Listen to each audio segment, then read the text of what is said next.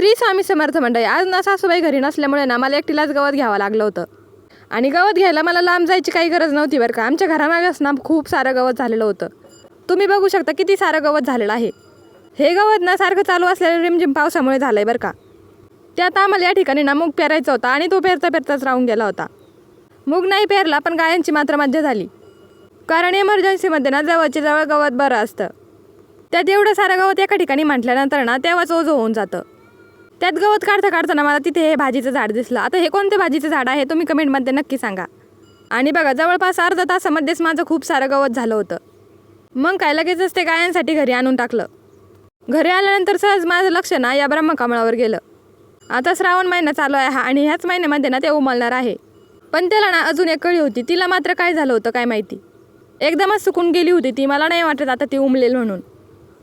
काय झालं असेल काय माहिती तिला.